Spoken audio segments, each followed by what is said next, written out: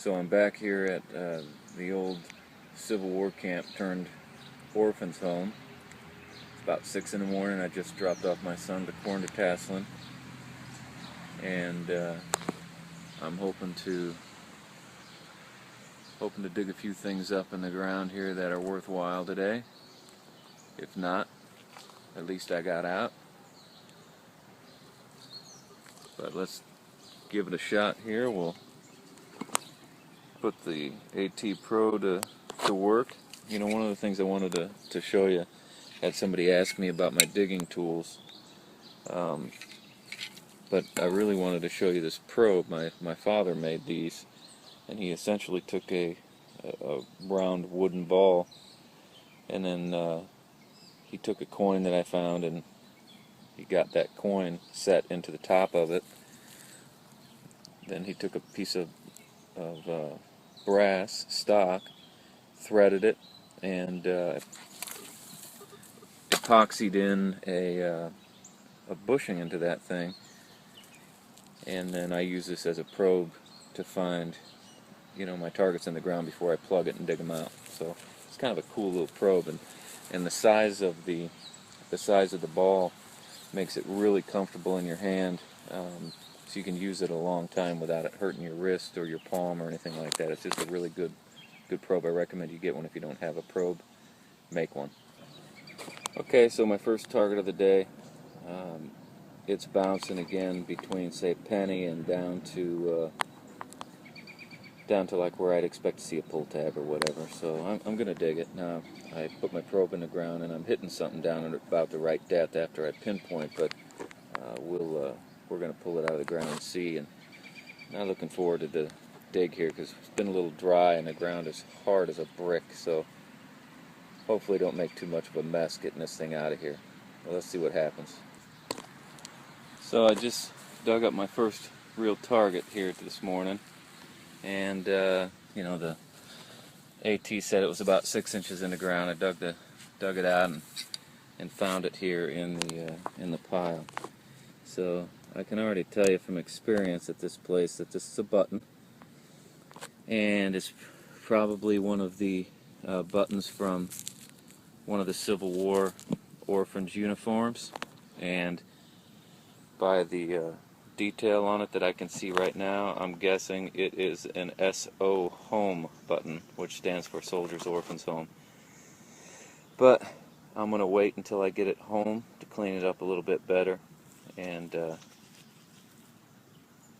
then I'll let you know what it is. But these buttons were made by either Scoville or Waterbury Button Company. If most people who know about the Union buttons would know that those were the two main manufacturers of the buttons for the Union soldiers as well. So, anywho, first good find of the day.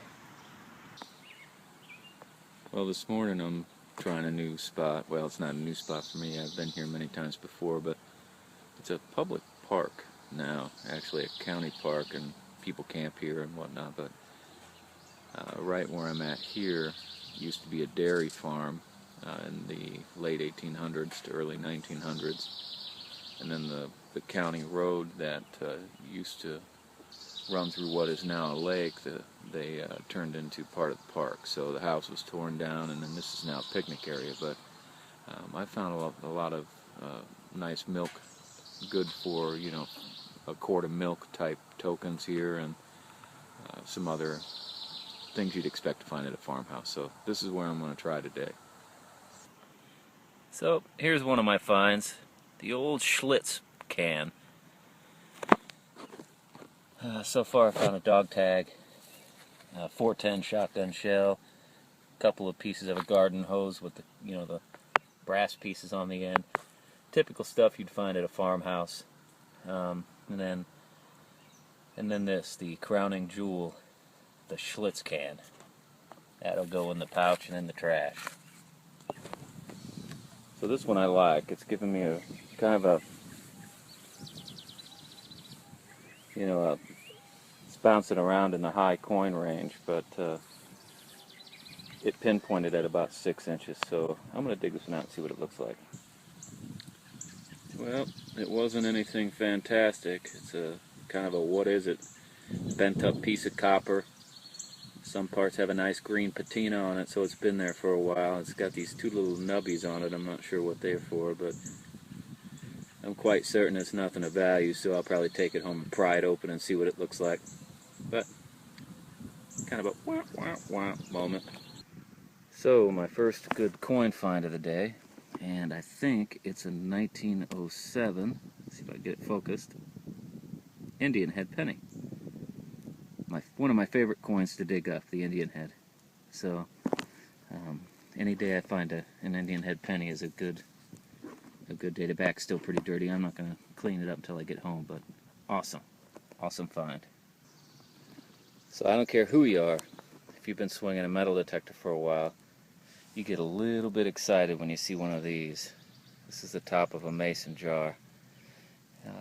So you always want to dig around in that hole and make sure the bottom of that mason jar is not still in there with, you know, a bunch of goodies hidden in it. I have not been so lucky. Alright, well, I think I'm done here for a while at this old farmhouse location, so let's take a look at all the wonderful things that I dug up here while I was here this morning. Whoops, a couple of them fell.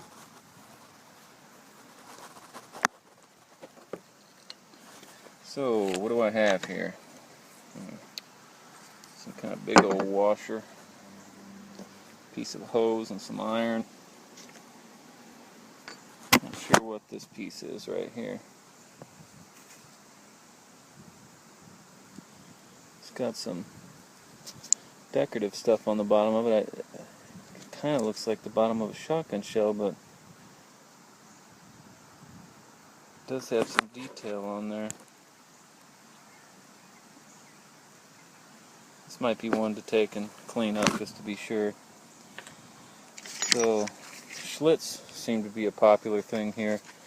I found a couple of those on two separate ends of the property, so I'm thinking as deep as they were, these were both about 6-7 inches down.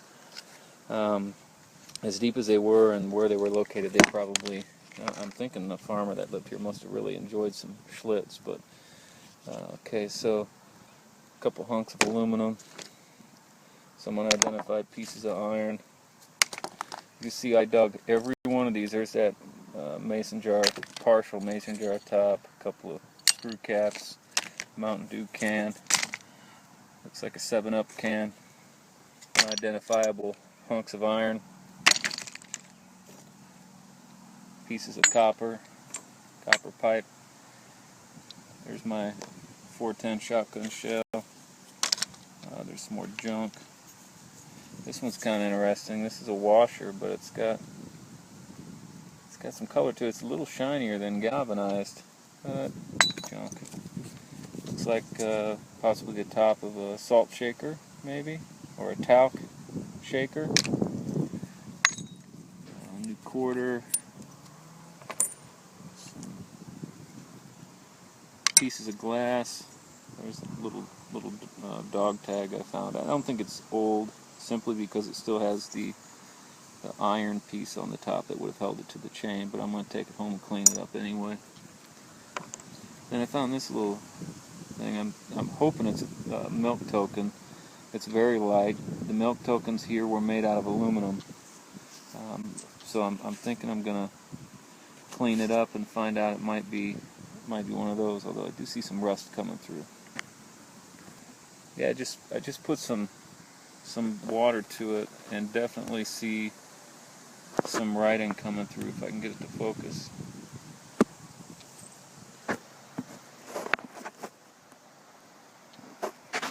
See the writing there? Now this property was owned by a dairy farmer, like I mentioned earlier, and they ran a dairy out of here. The family name was Stoltenbergs, and I found these tokens here before, so I'm hoping. And this is part of a relatively modern spin cast fishing reel, like a Zebco type reel. Doesn't surprise me because there's a lake here that people go fishing at. Big old hunk of melted aluminum. Looks like a bridle ring, which again doesn't surprise me. I've seen pictures in the records room at the library of the Stoltenbergs on their horse-drawn dairy wagon. So along with that, kind of a nice harness buckle, right? Then there's that unidentifiable piece of copper with the weird little nubs on the end. I'm going to take that and clean it up. Iron. Anybody who's detected a while will know what this thing is, right? That's the very end of a harmonica reed. A couple more new pennies.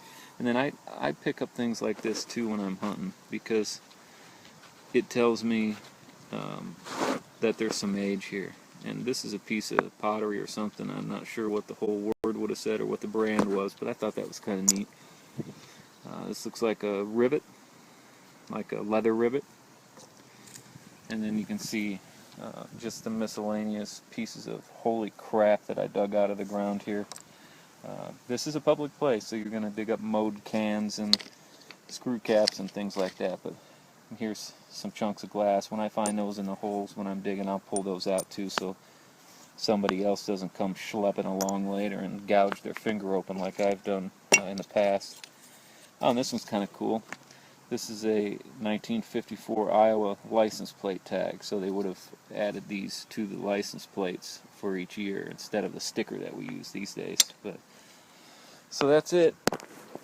I'm pretty well done with this place. Now all this wonderful crud here is going to go right there. That's something that always amazes me. The parks do a great job of giving us places to throw trash, and yet you still find all these pop cans and things. People are just slobs. So anyway, it wasn't a bad day. Oh, I forgot my little Indian head. I did get that one, so I got that. One decent coin find of the day was this Indian head penny. So I'm pretty sure this bent piece is a token. I got the little dog tag, the Indian head penny, and then all of these, some dirty fingers, and I seem to have broken the housing on my AT Pro. I really don't know how, so I'm going to have to get that fixed. But hey, enjoy, get out and get hunting. Thanks for watching.